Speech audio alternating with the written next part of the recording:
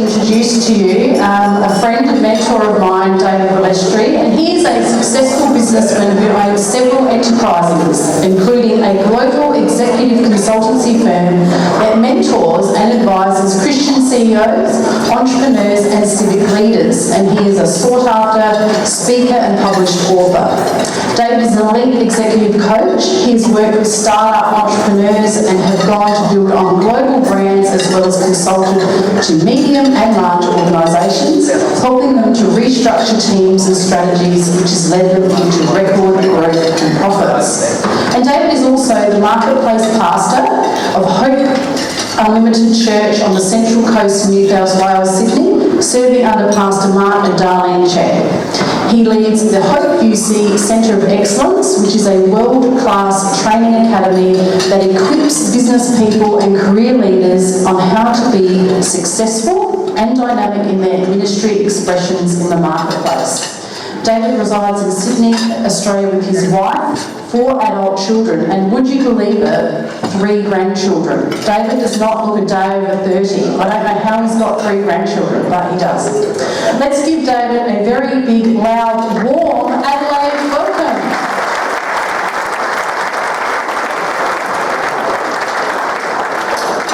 Thank you, and good morning. What a great honour it is to address you this morning.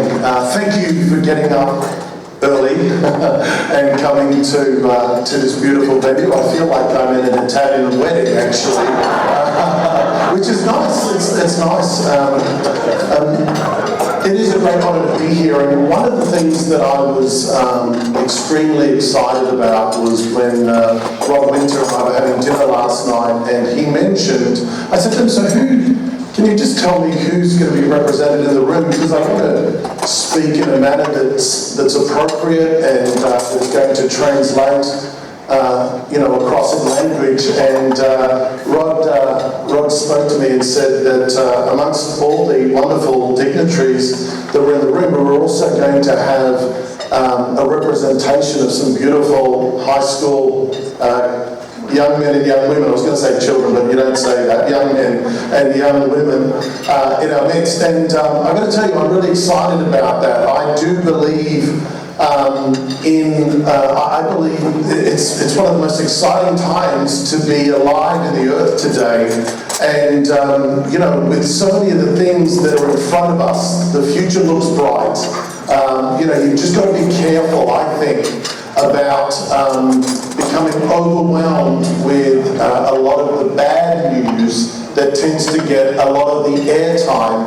I actually believe we are in some of the most outstanding days of humanity and society, particularly with technology and all the rest. And I remember as a young person in my late teens really trying to figure out what I was going to do with the rest of my life. As an 18-year-old, I thought that I was equipped to answer that question.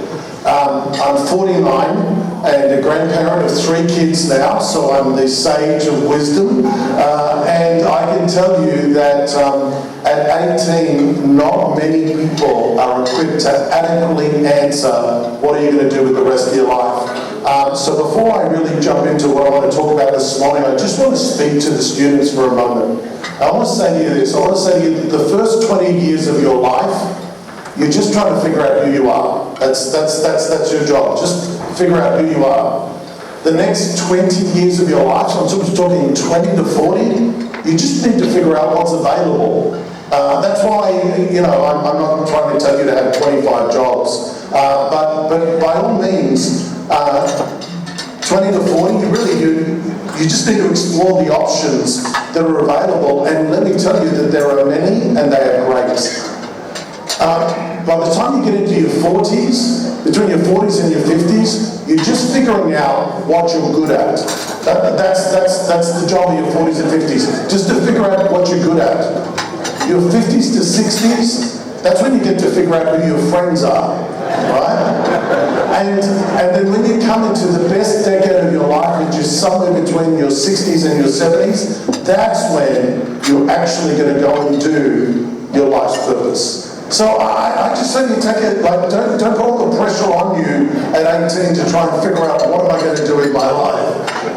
You're not adequately equipped to answer that question, but go and explore and enjoy. And I remember many years ago, I was in my early 20s, and I was in a room probably about this size, and a businessman stood up. He was actually from Adelaide. I won't tell you his name. He was from Adelaide, and he said, let me tell you, he said, whether you choose to go and live a big life or a small life, the price will be exactly the same. It will cost you your life. I remember that, going home thinking about that and deciding in my early 20s that no matter what happened in my life, I was going to be aspirational to live a big life, because it was going to cost me the same as living a small life. And by the grace of God, I've just begun. I'm 49, so I just figured out what I like. Now I've got to figure out who my friends are. So I'm looking forward to that. You know, again, what a great honour to be here this morning. My background is, my claim to fame is that I was a kidpreneur, meaning that when I was 10 years old, I started my first business. I was an early bloomer in the realm of business and enterprise. I started a car wash business with two business partners. They were an 8 and 9-year-old buddy that lived down the road.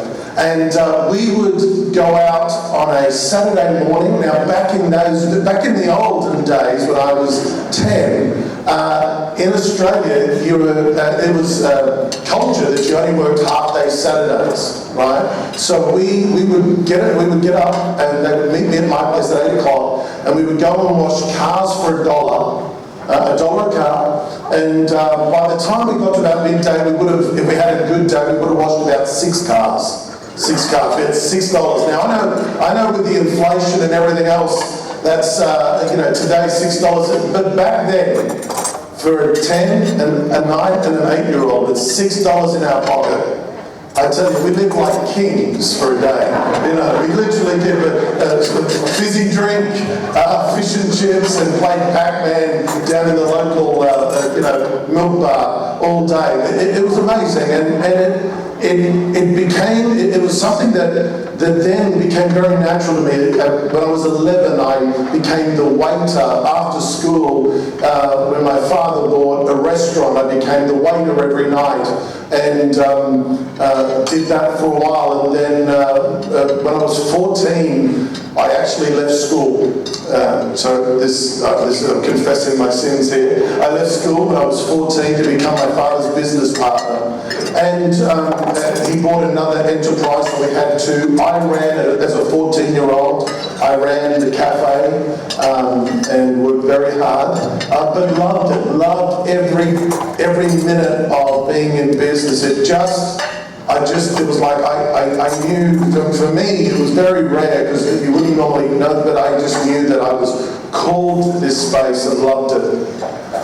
At around 17, I had a real moment, a real defining moment happen in my life, where I was dating a young woman who began telling me some things about her faith and her religion, and so I got curious about some of this and went to my lovely, prayerful Christian mother and asked her about some of the things that my girlfriend was asking me. And my mother, in just divine wisdom, and I think a prophetic moment, said to me, David, I'm willing to have this conversation with you, love to have it with you, but she said, I wonder if you would do one thing for me. This is a 17-year-old. So what's that, Mum? She said, would you read the book of John? Would you just read the book of John? She said, so that when I speak with you, you have a real clear context. Because, I'd been to Sunday school, but I hadn't been into church for the longest of time. My father was not a believer, so anyway, I said yes, I agreed that I would read the book of John. I made this deal with my mother. I'm sure that the moment I left the room, she called my grandmother. I'm sure they did this. And she called my grandmother and said, right, we're not eating for a month, we're just praying for this boy. That something will happen while he's reading the book of John. And wouldn't you know that as I begin to read the book of John, for the first time as an adult, as a small adult, as a 17-year-old, as a young adult, I come to the part in the book of John where the woman caught in the act of adultery is thrown at the feet of Jesus, and her accusers are demanding that that she be stoned and to be killed by stoning. And two things happened inside of me at that moment as I was reading that as an adult for the first time. The first light bulb moment that happened inside of me was that I realized for the first time, not just in my head, but in the totality of my being, that Jesus was God on the earth. That was a revelation. I probably had heard it. I'm sure the Christmas story, God came down, but somehow that revelation hit me that Jesus was and is God in the earth.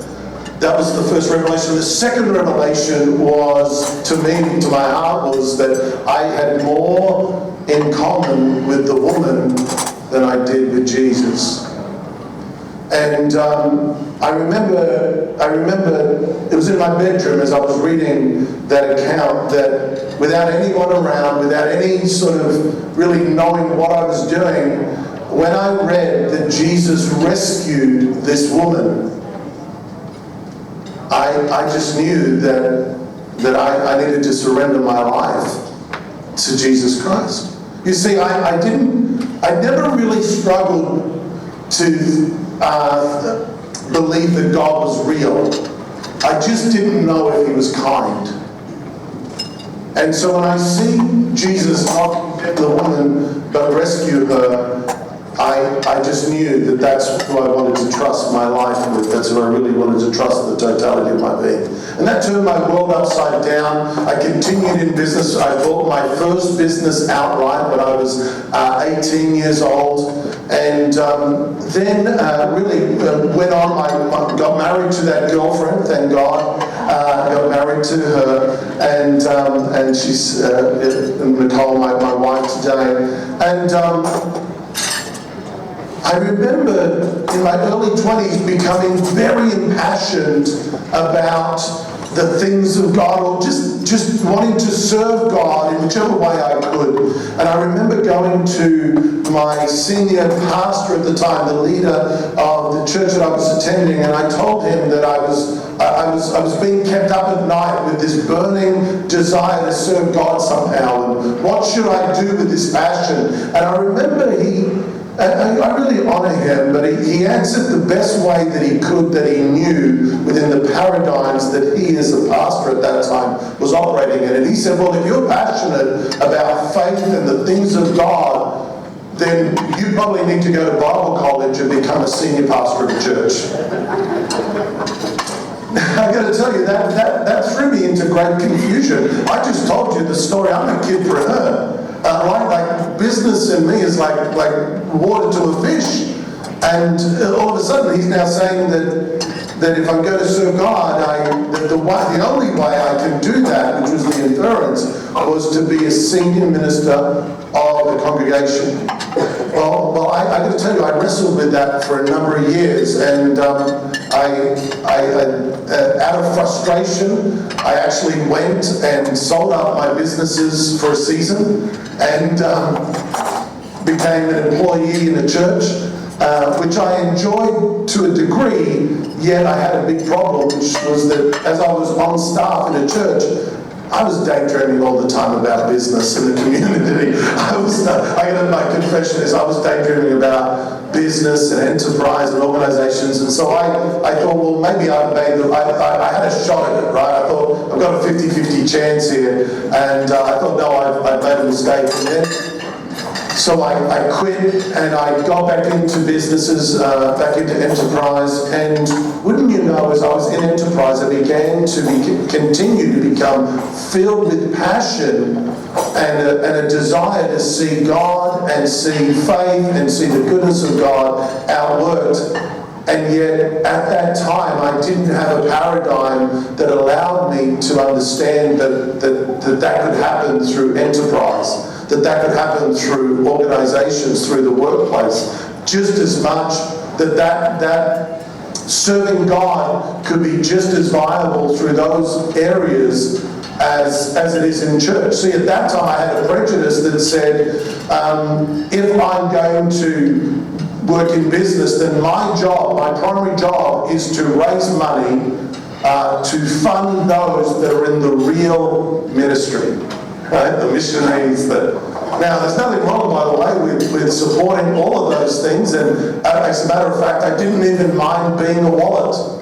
I didn't mind being a wallet. I think I didn't mind only being a wallet. I knew there was more in me. I knew I could do more. I knew that somehow business could be deeper than simply just funding things, that actually business and enterprise in the marketplace could become an agent of change, an agent of good, an agent of the gospel, that actually, I suppose the revelation that came to me was that the church was never, or the ecclesia, can I say it this way, the ecclesia was never supposed to be confined to the four walls of some building or the inner private chambers of my own life in some form of private religion.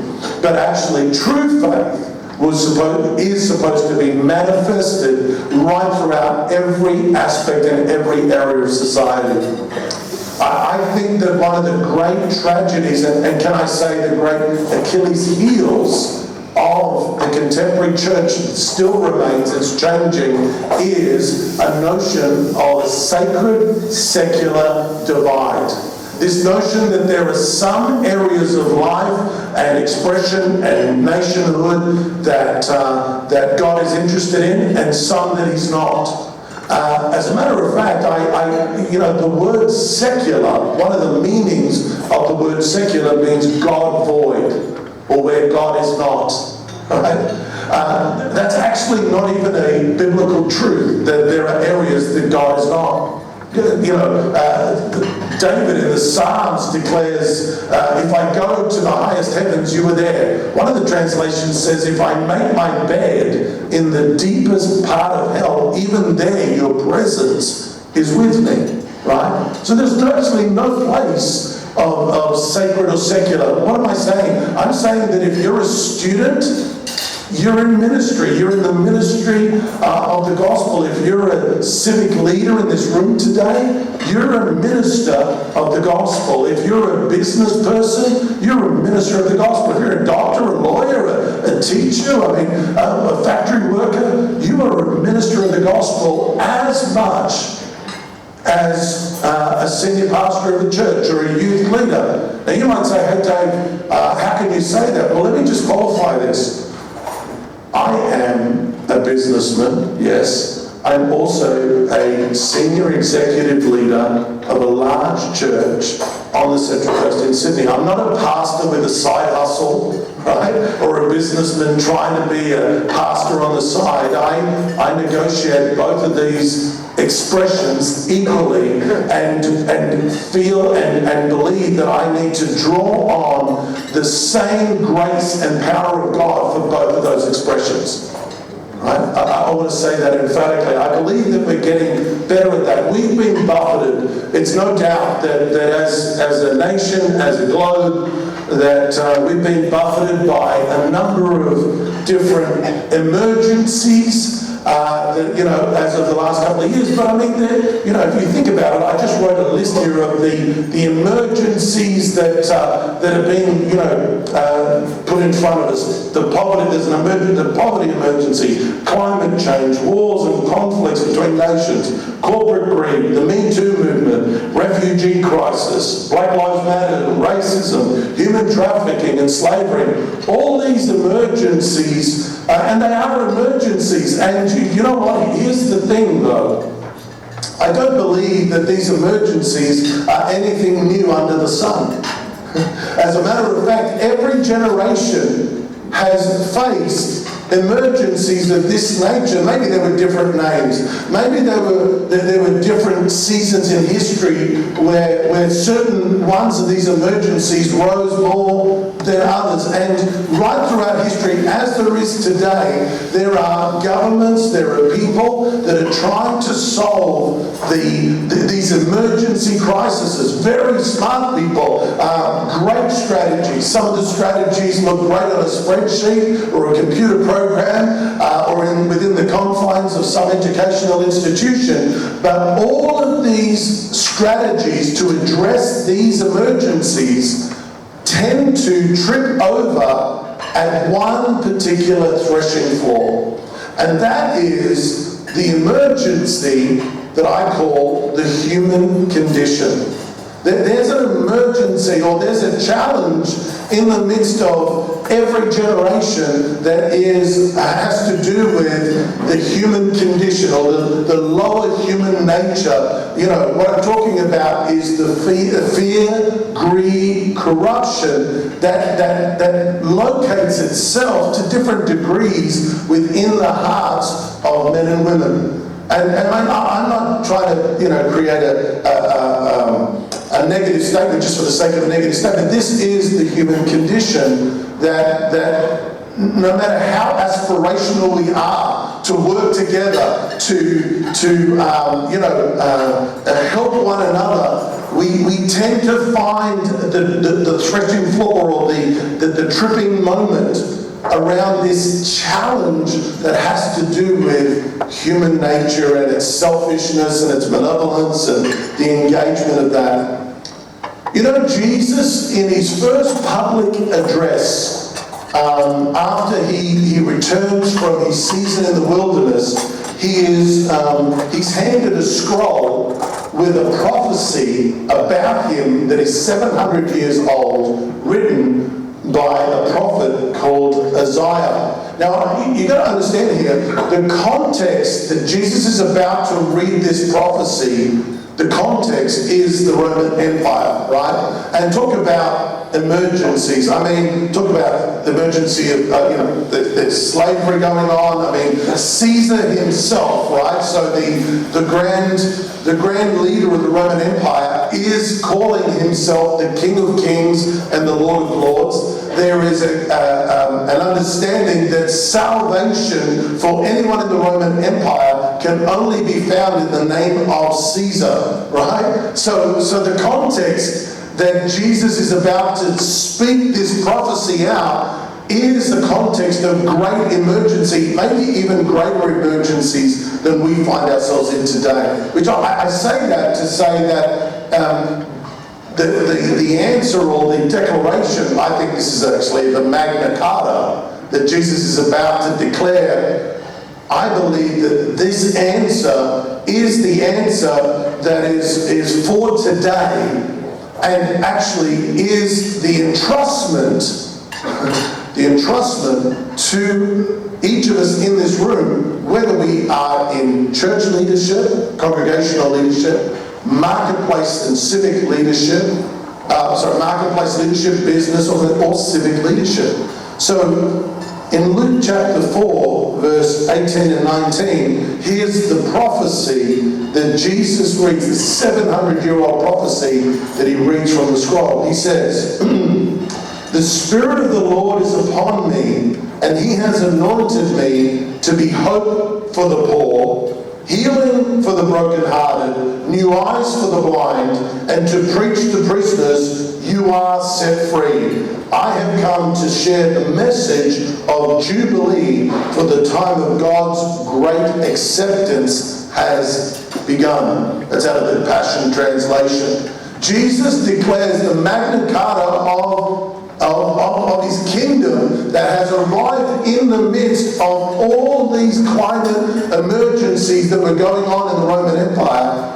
And I believe is like a prophetic statement for us that says, well, in our ministries, in our market, as business owners, as civic leaders, as employees of organisations, as students in school, as teachers, as congregational ministers, how do we outwork this commissioning, this great Magna Carta of the kingdom into the emergencies that we find today? I believe, now I'm prejudiced here, I believe that, because I'm involved in business, I believe that business can be a great agent of bringing hope and bringing life. One of the partners, one of the clients that I work with, runs an organisation in our city called MAD. Now, it's M-M-A-D, right? It's for Musicians Making a Difference. And what they do is this: they use a music program, they have a music program called Be a Star. And what they do is it's a 1-year apprenticeship program that they offer to at-risk youth, youth that are living hard in sort of gang life, on the streets, whatever it is, and they invite these youth to come into this program, and the premise of the program is to teach them how to become a rap artist. Right? Now let me ask you something. If you're a 16-year-old youth living on the street, who doesn't want to be the next, Eminem or the next Tupac or whatever it is, it's an attractive program. But as these young men and young women come into this program, they not only teach them how to rap, they actually teach them life skills. They actually get them healed from the inside out. And really get them set up not just for a music career, but for life. Now, the wonderful thing about that is that a number of the young men and women that have gone through this program have actually gone on to win Australian Idol, Australia's Got Talent, and several of them now actually have global music deals. If I was to name them, you would know them. You understand? So this thing about, wow, it's amazing how business, an organisation like that can be an enterprise to bring hope and life. Yeah, you understand that the head of that organisation is a young man called Dominic Brooke. He's not a church pastor, but he's absolutely a minister of hope, right? I just wonder. I think that what we've done, tragically, what we've done is we've smalled down, or we've funneled down the work of the ministry, this work of the gospel, and we've filtered it down into, respectfully, an ecclesiastical model. But I want to say to you that actually this mandate, this Magna Carta, is supposed to be outworked not just by congregational leaders, but by political leaders, by Christ-affirming, Christ-loving political leaders. That doesn't mean that that we shouldn't have different parties or things like that. I think we should have the full spectrum of human expression and all that. You've just got to figure out how that works. I remember one of the other business partners that I had. They run a chain of daycare centres, quite a significant chain there in Sydney. They have 300 employees. They take care of about, I think, over 1,000 children every week. And as an organisation, as a business, they made a business decision to, in their annual budget, they take and they spend close to $150,000 a year on staff development training that is, sure, brings some value to the business, but actually its ultimate intent is to improve the lives of the 300 staff that are in their midst. And they do that because the owners, Rob and Sue Bateman, actually believe that their staff members aren't just cogs in a wheel, but are actually men and women that are loved by God and are entrusted to their care through their enterprise. And now, I just think that that's amazing. I was speaking to her the other day, and we sat down and had to think about the staff's families, and really, if we were to say it in this way, I said to Susanna, I think you've got a church in the marketplace of somewhere close to 7,000 people. If you think about it, everyone that gets affected there, I mean, that's powerful through a beautiful couple out working in enterprise.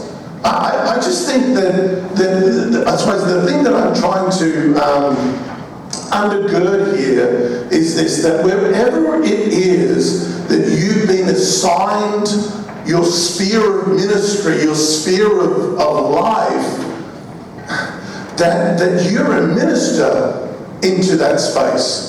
And it's on us in a godly sense, in a prayerful sense, in a prophetic sense, to really figure out how can we be effective ministers as we are these bringers of hope. I love what Jesus said. He says, we've been anointed.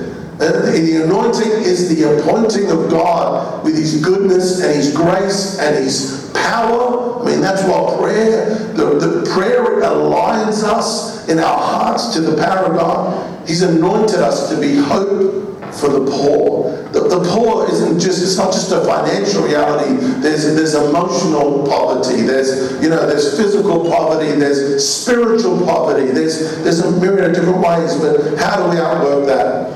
I just want to tell you. I want to tell you some testimonies in the last couple of minutes that I have. When we started the Centre of Excellence, which is the Christian, or the training academy for Christian entrepreneurs and Christian workplace leaders, one of the first people that ever registered was a woman called Christine King.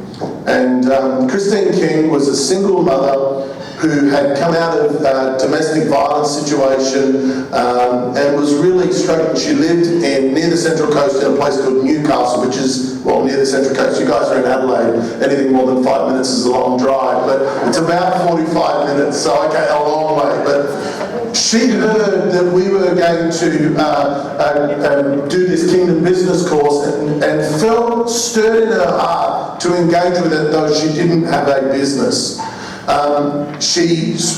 It was a real step of faith for her. I mean, it was petrol, it was time. She had a young child. She ended up coming and becoming one of our first year students. Within 2 months, she started through a friend of hers a cleaning company, just cleaning people's houses. And she said, as she started this small business of just cleaning a couple of houses, and we were encouraging her, saying, hey, you're a minister in the marketplace. Well, she said there was a particular day that she was quite depressed, and she was alone in one of her clients' houses. She only had 2 clients. One of her clients' houses cleaning the toilets. Right? And as she's cleaning their toilet, she said she just felt this wave of discouragement hit her, and this voice in her head saying, Christine, you'll never be anything more than a toilet cleaner. That's what she heard. And she said she was so discouraged that in her heart, she was about to agree with it. And as she was about to agree with it, she said she felt inspired out of her spirit and she said she declared this out loud, and no one's in the house, so she wasn't freaking anyone out. She declared, rather than agreeing with that you'll only ever be a toilet cleaner, she declares out, I am Joseph in the house of Potiphar, and people will see the glory of God through this business. Christine went home, continued to come and finished our course, and in finishing our course, she not only wanted to create a cleaning company, she wanted to create a way of employment to rescue women, other women, that were stuck in domestic violence situations because the partner had locked up the money, and so many of these women couldn't leave and had no way out. So she made it a policy that she would only hire women to work in her company, and particularly women that were trying to escape domestic violence situations. By the first year, at the end of the first year that she finished the course with us, she had 30 part-time employees, casual employees, and was servicing Newcastle, Central Coast and Castle Hill with her cleaning company. That cleaning company, I can tell you because it's written in a book that I've written, she's testified, it's called Brilliant Works Cleaning. Christine King was with us 6 years ago. Brilliant Works Cleaning now has offices, I think has close to 30 offices throughout Australia, including Adelaide, by the way. She continues, as a company, they continue to prioritise the hiring of women in those type of situations, as well as now they've also embraced the, some of the NDIS, people on the spectrum, that sort of thing. So all of a sudden, Christine King, for me, is a minister in the marketplace. Could you imagine if I said to Christine, oh, you're on fire for God, and somehow tried to take her out of that and said, well, the only way you can express that is through this one siloed space. You know, I've been doing this now professionally as far as consulting globally for close to 15 years. I could take the next 2 hours and tell you time and time again throughout almost every industry, our men and women, godly men and women are outworking this mandate of bringing hope in the midst of great emergencies and great spaces. I believe that we're in a great opportunity. In the midst of great crisis comes the opportunity for men and women to stand up and really be ambassadors of hope and ambassadors of Christ in their city, in their regions, and their towns. I believe that the answer to this, to these emergency crises is going to take the church pastors or church leaders. It's going to take godly marketplace champions, and it's going to take godly orientated civic leaders to work together in a region, in a state, and God willing in a nation. And in doing so, we're going to see the message, the Magna Carta, the outworking of Luke 4 begin to transpire and transform our cities and our nation. Amen. Thank you. Thank you.